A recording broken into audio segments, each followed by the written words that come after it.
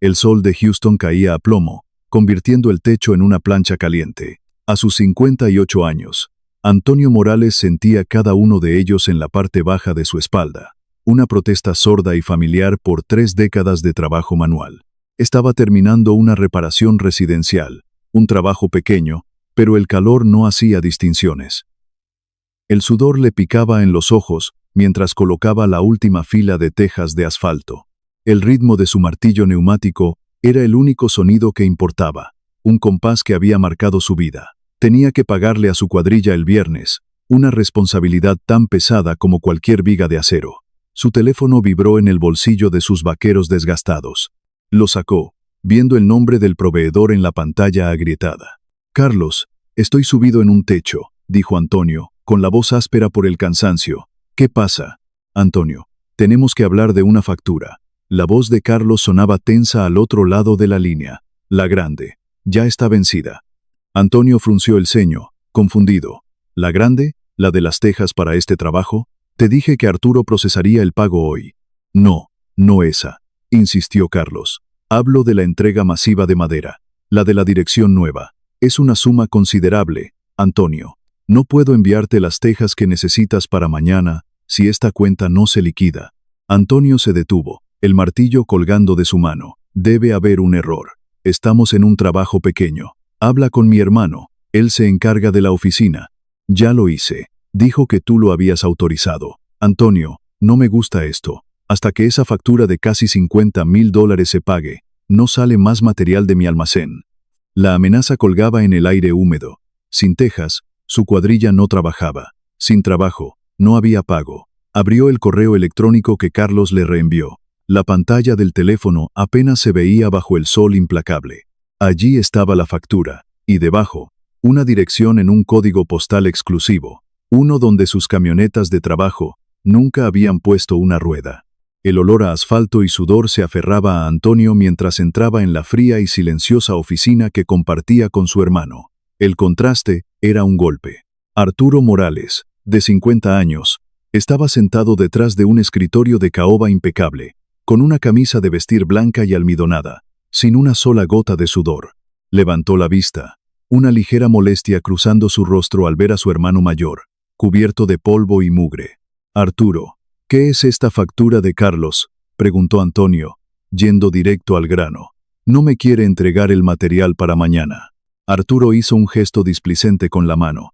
«Tranquilo, hermano. Es un error administrativo de ellos. Siempre lo mismo con esos proveedores. Yo me encargo». «No es un error pequeño», replicó Antonio, sintiendo cómo se formaba un nudo en su estómago. «Es una orden enorme de madera. Carlos dice que tú le dijiste que yo la aprobé. Debió haber entendido mal. Mira, estoy hasta el cuello con los papeles de renovación de la compañía», dijo Arturo, cambiando de tema hábilmente mientras giraba una tableta digital hacia Antonio. «Necesito tu firma en esto. Es solo la renovación anual de la LLC». Antonio vaciló. Su instinto le gritaba que algo andaba mal, pero su debilidad, esa creencia de que mantener a la familia a salvo financieramente excusaba su aversión a la confrontación, lo detuvo. «Yo construí esta compañía con mis propias manos, Arturo, para nuestras familias. Solo asegúrate de que el dinero esté en orden, y yo la estoy protegiendo», aseguró Arturo con una sonrisa suave que no llegaba a sus ojos. «Firma aquí. Es rutina». Cansado y queriendo creer en su hermano, Antonio tomó el lápiz digital y garabateó su nombre en la pantalla. No leyó ni una palabra del documento.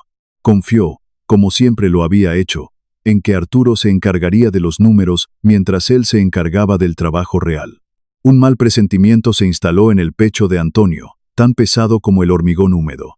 En lugar de irse a casa, giró el volante de su vieja camioneta y condujo hacia el código postal exclusivo que figuraba en la factura. El vecindario pasó de casas modestas de ladrillo a mansiones en expansión detrás de portones de hierro forjado. Encontró la dirección. No era una casa, era un proyecto de inversión masivo, el esqueleto de una propiedad de 2 pisos que se alzaba contra el cielo. Una valla de tela metálica rodeaba el perímetro. Antonio aparcó calle abajo y caminó hacia el sitio. Su corazón latía con fuerza. Encontró una sección suelta en la valla y se deslizó dentro, el dolor en su espalda protestando con una punzada aguda. Lo que vio le heló la sangre.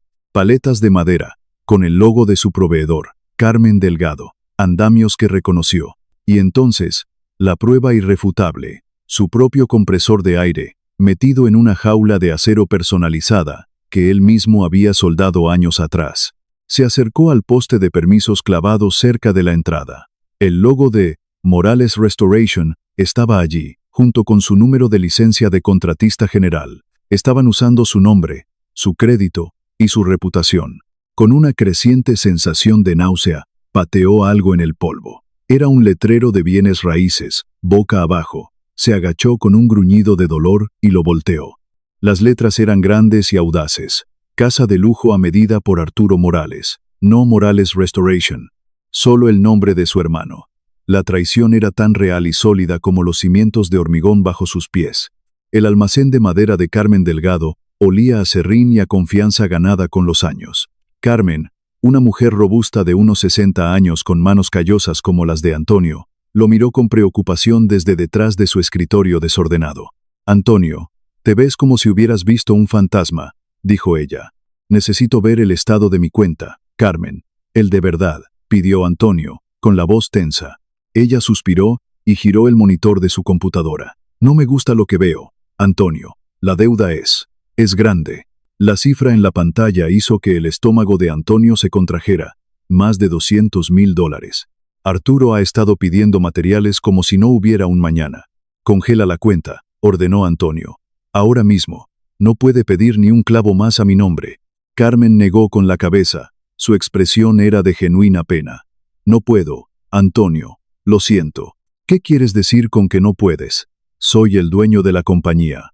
Arturo vino la semana pasada, explicó ella en voz baja. Presentó nuevos documentos de la empresa. El documento digital que firmaste fue validado por un notario para transferirle el poder. Ahora figura como el único director gerente, con plena autoridad financiera. Según estos papeles, yo solo puedo recibir órdenes de él. Antonio se quedó sin aliento. Los papeles de la renovación, la firma rutinaria en la tableta digital. No había estado renovando su compañía, la había estado regalando. Se dio cuenta, con una claridad devastadora, de que él mismo había firmado la sentencia de muerte de su propia empresa. Antonio irrumpió en la oficina. El aire acondicionado se sentía como hielo contra su piel febril de rabia. Arturo ni siquiera pareció sorprendido, simplemente levantó la vista de su computadora con una calma gélida. Bastardo, siseó Antonio, la palabra saliendo como veneno. Me robaste mi compañía. Arturo se reclinó en su silla de cuero. La falsa amabilidad había desaparecido por completo. La modernicé, corrigió con frialdad. Tú eres un dinosaurio con un martillo, Antonio, un obrero. Yo estoy construyendo riqueza de verdad. Esto es negocio. Esto es un robo. Es malversación. Voy a llamar a la policía, amenazó Antonio, dando un paso adelante. Arturo soltó una risa corta y fea.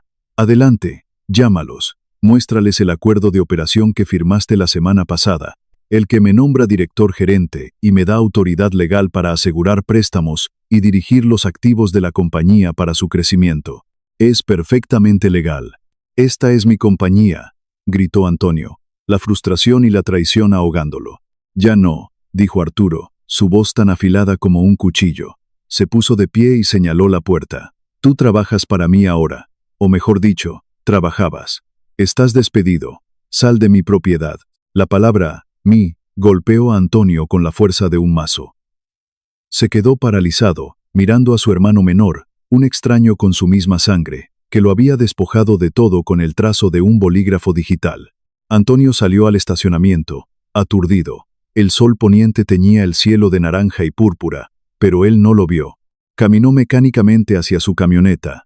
Una Ford F-250 que era su oficina móvil, su castillo, su único activo real que quedaba. Entonces, vio un movimiento en su visión periférica. Una grúa entraba en el estacionamiento, sus luces ámbar parpadeando en el crepúsculo. Se detuvo justo detrás de su camioneta. Un hombre corpulento con una camisa manchada de grasa bajó de la grúa. ¿Morales Restoration?, preguntó, sin mirarlo a los ojos. Antonio solo pudo asentir, mudo. Tengo que llevarme el vehículo. Los pagos del arrendamiento están atrasados, dijo el hombre, ya enganchando las cadenas al eje delantero. Arturo ni siquiera había estado pagando los vehículos. Todo el dinero, cada centavo, se había ido a ese proyecto secreto. Antonio no se resistió. No había pelea que dar. Metió la mano en el bolsillo, sacó las llaves y se las entregó al conductor. El tintineo metálico fue el sonido de 30 años de trabajo desvaneciéndose. La grúa se llevó su camioneta, dejando un espacio vacío en el asfalto y en su vida. Se quedó allí, de pie en el calor menguante de Houston, un hombre de 58 años sin compañía, sin vehículo y sin hermano. Lentamente, sacó una pequeña libreta de espiral de su bolsillo trasero. Estaba gastada, manchada de grasa y llena de 30 años de contactos, códigos de construcción y notas. Era lo único que Arturo no le había podido quitar. En la oscuridad creciente, un destello de desafío endureció su mirada. No iba a ser una víctima. La mesa de la cocina nunca se había sentido tan grande y vacía. Antonio estaba sentado bajo la dura luz fluorescente, rodeado de sus viejos cuadernos de contabilidad, con las páginas manchadas de grasa y café. El olor a guiso de su esposa llenaba la pequeña casa, un aroma a normalidad que se sentía como una mentira. Estaba buscando una debilidad, una grieta en la fortaleza que Arturo había construido con su confianza rota. Su esposa, Elena, entró y puso una taza de café frente a él. «No has dicho una palabra desde que llegaste a casa», dijo ella suavemente. «Antonio, ¿qué pasa?» El orgullo, ese viejo y terco enemigo, le cerró la garganta. Su primer instinto fue decir que todo estaba bien, que solo era un problema con un proveedor. Pero la imagen de la grúa llevándose su camioneta volvió a su mente. Miró las manos de su esposa, manos que habían criado a sus hijos y mantenido su hogar. Levantó la vista, dejando de lado su vieja costumbre de cargar con todo el peso en silencio. «Arturo me ha echado», dijo, la voz rota. «Se ha quedado con todo. La compañía, el crédito, todo». Le contó la historia completa, la mansión, los papeles firmados a ciegas, el despido. Elena no lloró ni gritó. Escuchó con una calma feroz. Cuando terminó, ella fue a un armario del pasillo y sacó una caja de cartón llena de viejos permisos y planos. «Entonces haz lo que mejor sabes hacer», le dijo, poniendo la caja sobre la mesa. «Desmantela su estructura, pieza por pieza». En ese momento, una idea se encendió en la mente de Antonio. La nueva obra se estaba construyendo bajo su licencia de contratista principal. Eso no solo lo hacía legalmente responsable, sino que también le daba acceso legal. El viaje en autobús a través de Houston se sintió como una humillación. Cada parada, cada persona que subía, era un recordatorio de que ya no tenía su camioneta, su símbolo de independencia.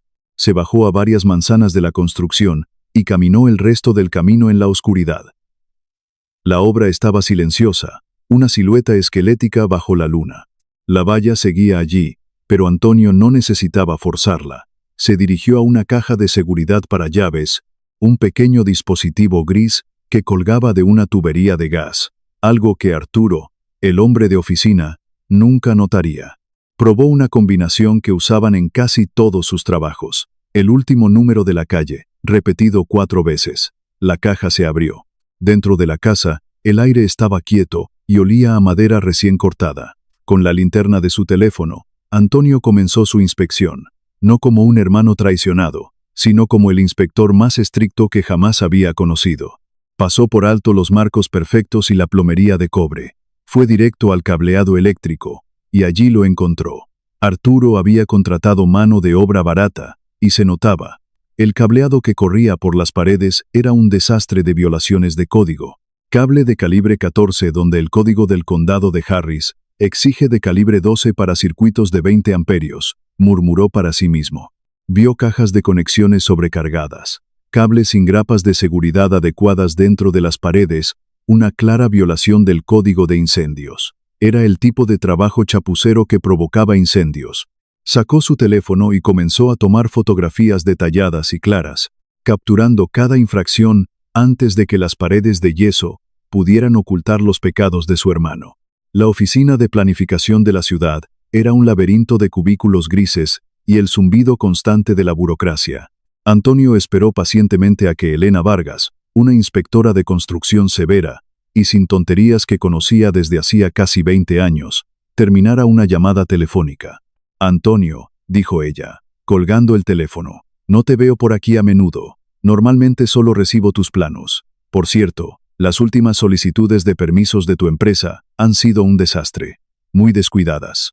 Por eso estoy aquí, Elena, dijo Antonio, inclinándose hacia adelante. Ya no estoy a cargo de las operaciones diarias. Puso su teléfono sobre el escritorio y le mostró las fotos del cableado. Esto es de un sitio de construcción que se está realizando bajo mi licencia. Elena se puso las gafas y examinó las imágenes. Su expresión pasó de la molestia a la alarma. Dios mío, Antonio, esto es una trampa mortal. ¿Dónde está esto? Esa es la segunda razón por la que estoy aquí, dijo Antonio. Le dio la dirección. Luego, sacó un formulario que había descargado del sitio web de la ciudad y lo deslizó sobre el escritorio. Quiero revocar oficialmente mi licencia de contratista principal de este proyecto, con efecto inmediato. Elena lo miró, comprendiendo al instante las implicaciones. Antonio, ¿sabes lo que esto significa? Al revocar tu licencia, se activa una inspección obligatoria e inmediata del sitio. Se emitirá una orden de suspensión de trabajo hasta que todo esto se corrija y sea aprobado por un nuevo contratista registrado. Lo sé, dijo Antonio. Era su primer disparo en esta guerra. La construcción se detendría, pero sabía que Arturo intentaría sobornar o encontrar una solución rápida. Necesitaba un arma más fuerte. Antonio volvió al almacén de Carmen Delgado, pero esta vez no venía a pedir crédito, venía a proponer una alianza. Le explicó el plan mientras estaban de pie entre altas pilas de madera contrachapada. Arturo usó mi crédito para comprarte a ti materiales por valor de miles de dólares, dijo Antonio. Luego, en lugar de usarlos en los trabajos para los que estaban destinados, los desvió a su proyecto secreto. Eso es fraude. Carmen cruzó los brazos, preocupada. Antonio, me solidarizo contigo, pero esto es una pelea familiar. No quiero verme envuelta en problemas legales. No lo harás, la tranquilizó Antonio. Lo que vamos a hacer es perfectamente legal. Se llama derecho de retención por obra. Es el derecho de un contratista o proveedor a poner un reclamo legal sobre una propiedad si no se le ha pagado por el trabajo o los materiales proporcionados para esa construcción. Le explicó que, como él había realizado trabajos en otros sitios de la empresa sin cobrar, y ella había proporcionado materiales que fueron desviados, ambos tenían un derecho legal sobre la propiedad de Arturo. Necesitaré los albaranes de entrega firmados, Carmen, los que demuestran que la madera fue entregada en la dirección de esa mansión, no en los sitios de trabajo legítimos. Carmen lo pensó por un momento, mirando los ojos cansados pero decididos de Antonio. Habían hecho negocios durante décadas, basados en la confianza y el respeto mutuo. Arturo había destrozado eso. Asintió lentamente. Los conseguiré. Te los enviaré por correo electrónico esta tarde. Antonio sintió una oleada de gratitud. Ahora tenía la munición. Solo necesitaba esperar el momento perfecto para apretar el gatillo. El teléfono de Antonio sonó con una furia que hizo vibrar la mesita de noche. Era Arturo. Antonio dejó que sonara un par de veces antes de contestar con calma. ¿Qué hiciste?, gritó Arturo, su voz aguda por el pánico. La ciudad acaba de clausurar mi obra. Pusieron una orden de suspensión de trabajo. Elena Vargas estuvo aquí. Antonio se sentó en el borde de su cama. Un contratista de verdad habría sabido que el cableado era ilegal, Arturo. No puedes construir una casa de $1 millón con mano de obra de $10 la hora. Esto es sabotaje. Voy a demandarte, amenazó Arturo, pero su voz carecía de la confianza de antes. Sonaba como un animal atrapado. Tengo un comprador en efectivo que iba a cerrar el trato en 2 semanas. No puedo tener retrasos. Y ahí estaba, la pieza final del rompecabezas. Antonio se aferró a esa información como un salvavidas. 2 semanas, una fecha límite, una cuenta atrás que ahora solo él conocía. Eso suena como tu problema, no el mío, dijo Antonio, y por primera vez en meses, sintió que tenía el control. Colgó el teléfono mientras Arturo seguía gritando. El silencio repentino en la habitación se sintió como una victoria. Sabía exactamente lo que tenía que hacer y cuándo. El día siguiente, Antonio se sentó en su viejo sedán personal frente al edificio del secretario del condado. El aire acondicionado apenas funcionaba. En el asiento del pasajero, había un sobre manila que contenía la solicitud de derecho de retención completa y los albaranes de Carmen. El documento era una bomba de tiempo legal. Dudó. La mano le temblaba ligeramente mientras alcanzaba el sobre. Presentar esto no era solo un movimiento de negocios, era una declaración de guerra pública contra su propio hermano. Arruinaría el nombre de la familia en la pequeña y unida comunidad de construcción de Houston. A pesar de todo, una parte de él, el hermano mayor que había cambiado los pañales de Arturo, retrocedió ante la idea de destruirlo por completo. Entonces, recordó la cara de su capataz cuando le dijo que no habría trabajo. Recordó la humillación de entregar las llaves de su camioneta. Recordó la sonrisa fría y calculadora de Arturo mientras lo despedía de la vida que había construido. La traición había sido total. La respuesta debía serlo también. Respiró hondo, agarró el sobre y salió del coche. Entró en el edificio con aire acondicionado. Caminó directamente a la ventanilla de registros de propiedad y pagó la tasa de presentación de $50 en efectivo. La empleada selló los documentos con un ruido sordo y definitivo. El derecho de retención estaba oficialmente registrado contra el título de propiedad de la casa. La trampa estaba puesta. Antonio se dio la vuelta y salió, sin mirar atrás, listo para las consecuencias. El dinero en la cuenta de ahorros personal de Antonio se estaba agotando. La hipoteca vencía en una semana. Con el orgullo hecho un nudo en la garganta, llamó a un antiguo competidor, un hombre al que a menudo había superado en licitaciones. Tom, soy Antonio Morales. Oí que necesitabas una mano extra para un trabajo de reparación de techos. Hubo un silencio en la línea, luego la voz de Tom, sorprendida. Antonio, ¿tú? Pensé que dirigías tu propia operación. Las cosas han cambiado, dijo Antonio, sin dar más detalles. ¿Necesitas ayuda o no? Al día siguiente, Antonio estaba de vuelta en un techo, pero no como jefe. Era solo un jornalero, ganando $20 la hora en efectivo. El trabajo era simple, parchar una sección dañada por una tormenta. Era humillante. Los hombres a su alrededor eran más jóvenes, más rápidos, y lo miraban con una mezcla de lástima y confusión. En lugar de ceder a la vergüenza, Antonio se concentró en el trabajo. Sus manos, aunque doloridas, se movían con la eficiencia de décadas. Cada clavo entraba recto, cada teja se alineaba perfectamente. Hizo el trabajo sin una queja, demostrando que su valor estaba en sus manos, no en el título de una LLC. Al final del día, Tom se le acercó y le entregó un fajo de billetes. Buen trabajo hoy, Antonio, dijo el competidor, con un nuevo respeto en su voz. Si lo necesitas, tengo un puesto de capataz permanente para ti. Antonio contó el dinero, suficiente para un respiro. Negó con la cabeza. Gracias, Tom, pero solo estoy de paso. Tengo la intención de recuperar mi propia compañía. Antonio estaba sentado en su viejo sedán, comiendo un sándwich que su esposa le había preparado, cuando un reluciente todoterreno negro se detuvo frente a un restaurante caro al otro lado de la calle. Era Arturo. Su hermano lo vio, y en lugar de ignorarlo, cruzó la calle con una sonrisa de suficiencia. Se apoyó en la ventanilla del coche de Antonio. Vaya, vaya. Mira cómo han caído los poderosos, se burló Arturo, luciendo su reloj de oro. Me enteré de tu nuevo trabajo. ¿Qué tal se siente volver a estar en el extremo inferior de la cadena alimentaria? Antonio masticó su sándwich lentamente, sin darle a su hermano la satisfacción de una reacción airada. Arturo continuó, hinchado de arrogancia. Por cierto, tu pequeño truco con la inspectora de la ciudad no funcionó. Conseguí a un electricista sin escrúpulos que falsificó un certificado de seguridad. Y soborné a un oficinista del ayuntamiento para que levantara la orden de clausura temporalmente en el sistema. Las paredes de yeso suben mañana.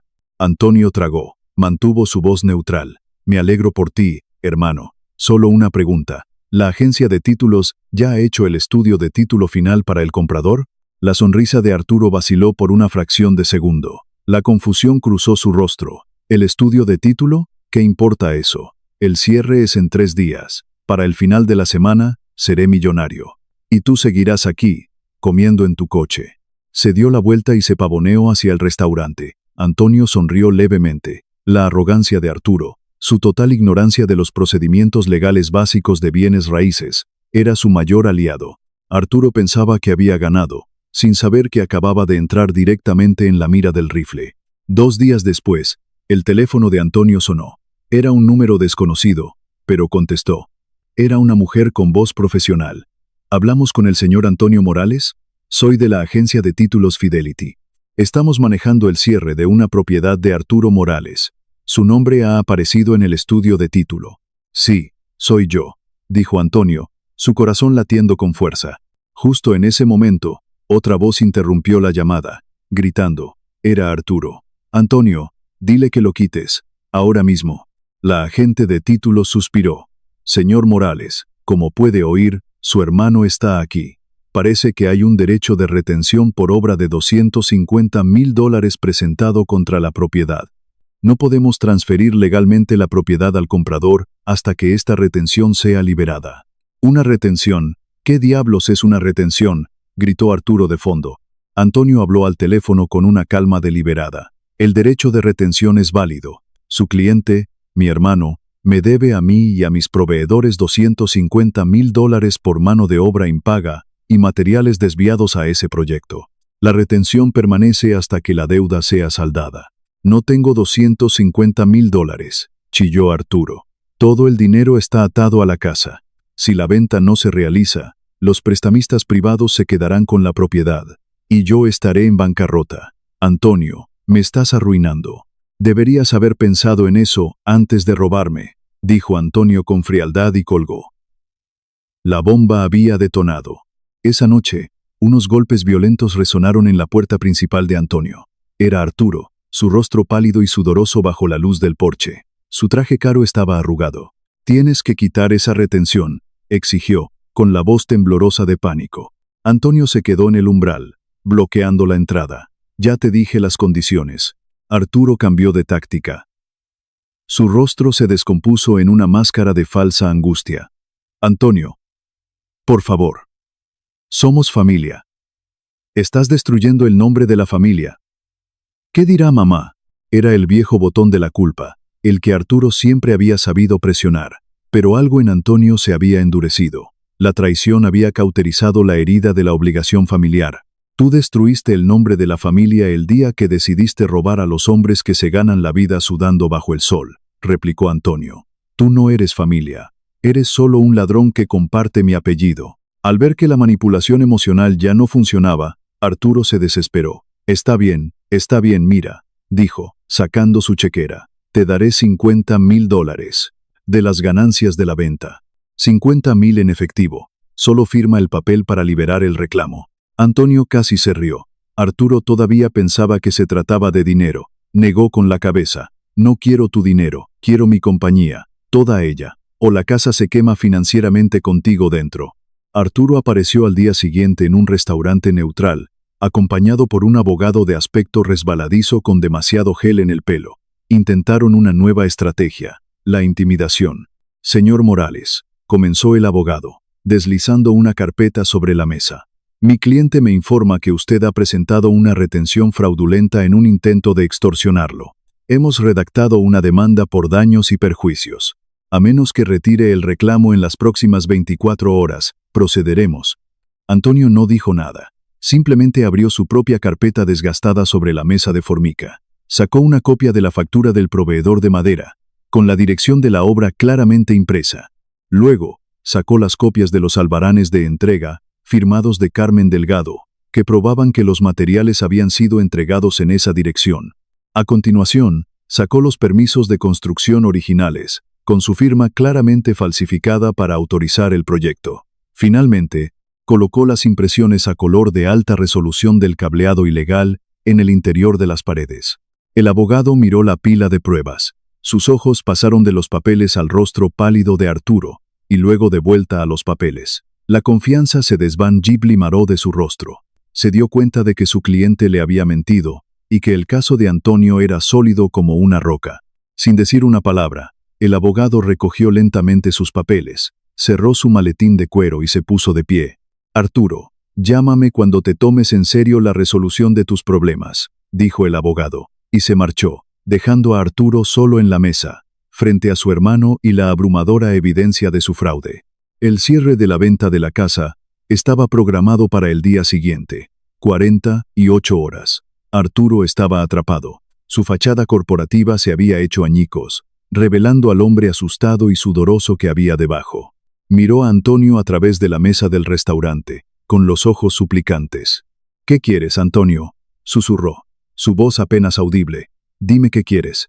Antonio bebió un sorbo de su café negro. Saboreó el momento. Había pasado semanas sintiéndose impotente, pero ahora tenía todo el poder. Se inclinó hacia adelante y deslizó un último documento sobre la mesa. No era una solicitud de dinero. Era un nuevo acuerdo de operación de la LLC, redactado por un abogado que Antonio había pagado con el dinero que ganó reparando techos. «Esto es lo que quiero», dijo Antonio con calma. Arturo recogió el papel con manos temblorosas. Lo leyó y luego lo releyó, mientras el color desaparecía de su rostro. El acuerdo transfería el 100% de la propiedad de Morales Restoration LLC, todos sus activos, todas sus cuentas bancarias y todos sus contratos, de vuelta a Antonio Morales. A cambio, Antonio liberaría el derecho de retención, permitiendo que la venta de la casa se llevara a cabo. Arturo levantó la vista, con una desesperación absoluta en sus ojos. Si firmaba, perdía la compañía, pero evitaba la bancarrota y una posible pena de cárcel. Si no firmaba, la venta fracasaría, los prestamistas se quedarían con la casa y Antonio entregaría su carpeta de pruebas al fiscal del distrito. Antonio sacó un bolígrafo de su bolsillo y lo puso sobre la mesa, entre ellos. «La elección es tuya, hermano». La mano de Arturo temblaba, mientras sostenía el bolígrafo sobre el nuevo acuerdo de operación. El zumbido del aire acondicionado del restaurante era el único sonido, aparte del latido sordo en los oídos de Arturo. Miró a su hermano mayor, buscando una última pizca de piedad. «Antonio, no puedes hacerlo», susurró. «Déjame quedarme con un 10%, solo el 10%. Fui yo quien consiguió el terreno, quien negoció el acuerdo de la propiedad». Antonio no parpadeó. Señaló con el dedo una cláusula específica en el documento. «Esa cláusula te elimina por completo como socio, directivo o firmante de la compañía. No hay negociación. Firma o me levanto y camino hasta la oficina del fiscal del distrito». El peso de la decisión aplastó a Arturo. Con un suspiro tembloroso, un sonido de derrota total, bajó el bolígrafo al papel y firmó su nombre. La firma era temblorosa y desigual, nada que ver con su habitual trazo seguro. Antonio tomó el documento inmediatamente. No esperó. Hizo una seña al gerente del restaurante, un hombre al que conocía desde hacía años. «Miguel, ¿podrías ser testigo y notarizar esto para mí?», preguntó, deslizando el papel y un billete de $20 sobre el mostrador. Miguel, que también era notario público, examinó el documento, selló y firmó. Le entregó el acuerdo legalmente vinculante a Antonio. El poder había sido transferido. Antonio ahora era, una vez más, el único propietario de su vida. Antonio no fue a casa. Condujo directamente a la sucursal principal del banco comercial donde la compañía tenía sus cuentas. Llevaba el acuerdo notariado en la mano como si fuera un arma cargada. Entró y pidió ver al gerente de la sucursal, un hombre con el que había tratado durante años, pero que recientemente solo había estado viendo a Arturo. El gerente parecía incómodo. «Antonio, qué bueno verte, pero Arturo es el firmante principal en la cuenta ahora. No estoy seguro de poder discutir los detalles contigo». «Eso cambió hace una hora», dijo Antonio, poniendo el acuerdo de operación notariado sobre el escritorio del gerente. «Soy el único propietario y director gerente, con efecto inmediato. Arturo Morales ya no tiene ninguna autoridad». El gerente leyó el documento detenidamente, sus cejas levantándose. Hizo una llamada rápida al departamento legal del banco para verificar el formato. Después de unos minutos tensos, colgó. «Todo parece estar en orden», dijo, su tono cambiando a uno de completo servilismo. «¿Qué necesitas que haga?» «Quiero que revoque inmediatamente todo el acceso digital de Arturo Morales, todas las contraseñas, todas las tarjetas de débito, todas las aplicaciones. Quiero que se restablezcan las credenciales de inicio de sesión en línea y se me entreguen a mí, ahora mismo». El gerente obedeció. Unos minutos más tarde, Antonio inició sesión en la cuenta bancaria desde su propio teléfono. La sangre había dejado de sangrar. Vio que los fondos operativos eran peligrosamente bajos, apenas lo suficiente para cubrir la nómina y los proveedores más urgentes, pero estaban seguros. Arturo estaba fuera. La primera parada de Antonio después del banco fue el almacén de madera de Carmen Delgado. La encontró supervisando la carga de un camión, con el rostro tenso por la preocupación. «Carmen», dijo Antonio acercándose. Ella se volvió, con una expresión de sorpresa al verlo. «Antonio, ¿alguna noticia?». Tengo el control de nuevo, dijo él, y estoy aquí para empezar a arreglar las cosas. Sacó la chequera de la compañía, la primera vez que la sostenía en meses. Sé que la deuda es grande. Esto es lo máximo que puedo pagar ahora mismo. Le escribió a Carmen un cheque certificado por una suma considerable, vaciando casi por completo la cuenta recuperada. Era un pago inicial, una muestra de buena fe. El resto te lo pagaré en cuotas semanales. Te doy mi palabra. Carmen miró el cheque y luego a los ojos de Antonio.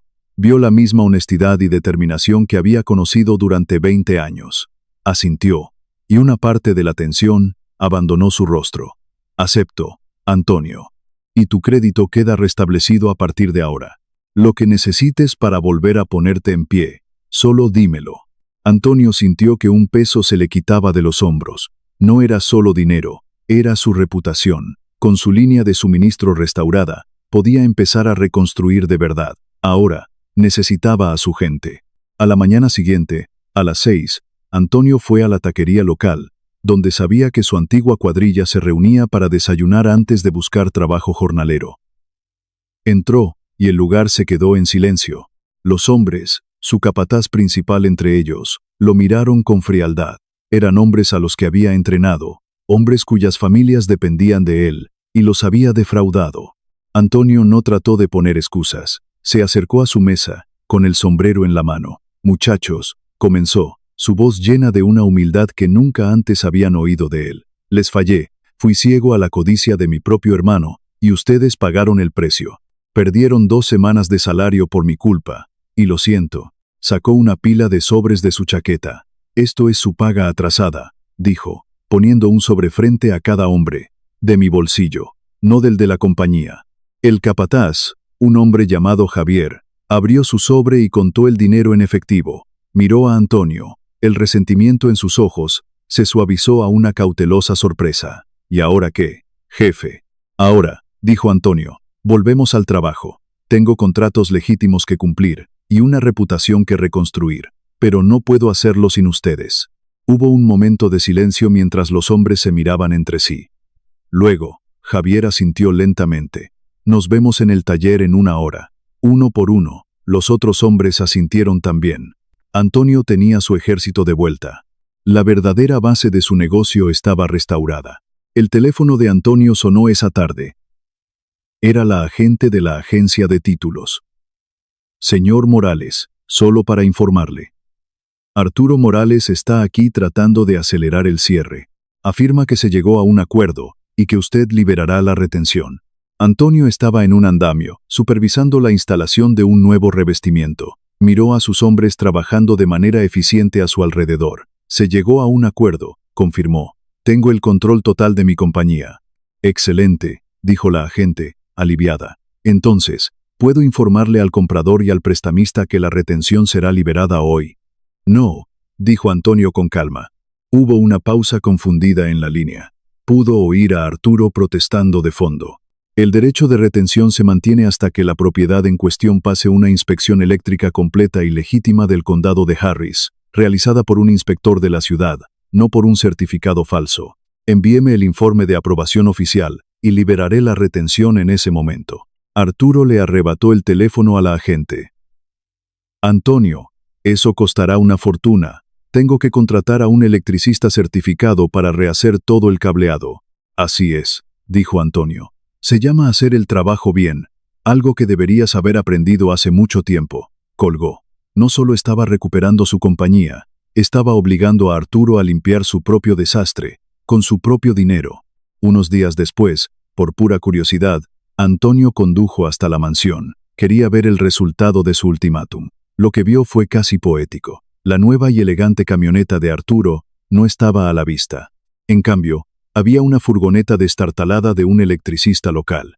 Antonio se detuvo al otro lado de la calle y observó. La puerta principal estaba abierta. Vio a Arturo adentro. No estaba dando órdenes con una camisa limpia. Llevaba unos vaqueros viejos y una camiseta cubierta de polvo de yeso.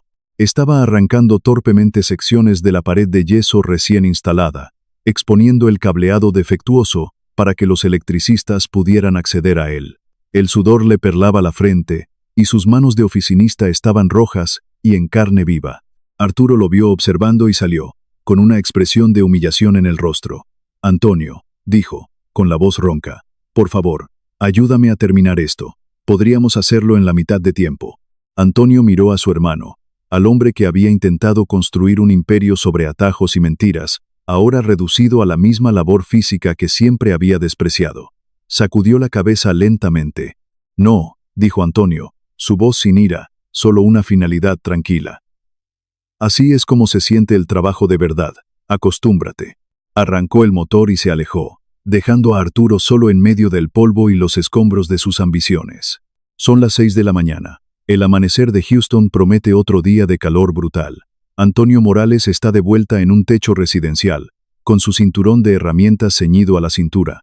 El dolor en la parte baja de su espalda es un compañero constante, un poco más agudo ahora, pero lo ignora. El banco de la compañía se está recuperando lentamente, y cada trabajo cuenta. Mientras clava las tejas con un ritmo constante y experto, siente una paz que no había conocido en años. No es la paz de la ignorancia, sino la de la conciencia. Su cuadrilla trabaja a su lado, un zumbido de actividad eficiente. Javier, su capataz, le pasa una botella de agua. El propietario quiere añadir un tragaluz. Le dije que le costaría más, pero que tú eras el hombre indicado para hacerlo bien. Antonio asiente, una pequeña sonrisa formándose en sus labios. Dile que le prepararé un presupuesto esta tarde, uno detallado. Ya no se trataba de construir rápido, sino de construir para que dure. Se dio cuenta de que no necesitaba ser un millonario en una mansión. Solo necesitaba ser un contratista honesto, un hombre cuyo nombre en un permiso significara algo. El sonido de su martillo era el sonido de la reconstrucción, no solo de un techo, sino de una vida. Unas semanas después, mientras revisaba las facturas en su pequeña oficina, llegó un correo electrónico. Era de Elena Vargas, la inspectora de la ciudad. El asunto era la dirección del proyecto de inversión. Antonio lo abrió, su corazón latiendo un poco más rápido. El correo era breve y al grano. Confirmaba que un electricista con licencia había rehecho todo el cableado de la propiedad, que había pasado una inspección completa y final, y que la orden de clausura había sido levantada. Antonio se reclinó en su silla. Arturo lo había logrado. Había pagado el precio de sus atajos. Con un sentido de finalidad, Antonio abrió el portal en línea del secretario del condado. Encontró el registro del derecho de retención y, con unos pocos clics, presentó el formulario de liberación. El reclamo legal desapareció. 2 días después, recibió una llamada de la agente de títulos. Señor Morales, solo para confirmar que el cierre se ha completado. Gracias por su cooperación. Por curiosidad, Antonio preguntó. ¿El vendedor pareció contento? Hubo una pausa. Para serle honesta, dijo la agente en voz baja. Después de pagar a los prestamistas privados, las penalizaciones por retraso en el contrato, las multas de la ciudad, los honorarios del nuevo electricista, los honorarios legales y varios otros costos imprevistos, el beneficio neto del señor Arturo Morales fue nulo. Antonio colgó. Había neutralizado legal y financieramente a su hermano, sin romper una sola ley. Al final de la jornada laboral, Antonio vio una figura familiar esperando junto a su camioneta de trabajo. Era Arturo. Parecía más delgado, derrotado. La arrogancia había sido reemplazada por un cansancio profundo. Antonio, dijo Arturo mientras Antonio se acercaba. Me enteré de que la casa se vendió. Antonio simplemente asintió, esperando. Escucha, continuó Arturo, con la voz temblorosa. Sé que lo arruiné, lo perdí todo, pero todavía somos sangre. Podemos empezar de nuevo, tal vez como socios otra vez. Podría ayudarte en la oficina.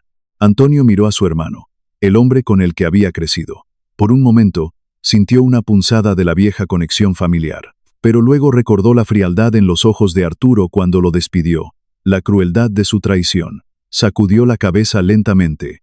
La sangre nos hace parientes, Arturo, dijo Antonio, su voz firme pero sin odio. La lealtad nos hace familia. Tú elegiste el dinero en lugar de la familia. Esa fue tu decisión.